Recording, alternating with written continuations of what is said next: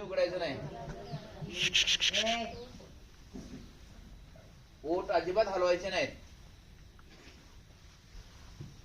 कोणती ध्यान धारणा साधना जे आपण करतो ना त्यावेळेला अंतर्मनापासून ती पूर्ण झाली पाहिजे.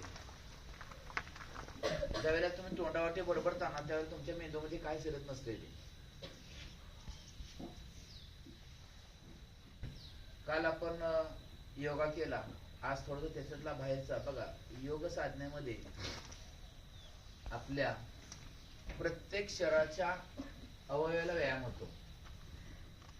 काल तुम्ही ओंकार केला, मेंदूमध्ये व्हायब्रेशन आलं दाताला ठेवल्यानंतर. बघा ना तुम्ही केल्यानंतर व्हायब्रेशन येते मेंदूमध्ये. नाक कान सगळा व्यायाम आपण तिकडे केला, बरोबर आहे. पण एका गोष्टीचा व्यायाम आपल्याला राहिला होता. कोणत्या अवयवाचा?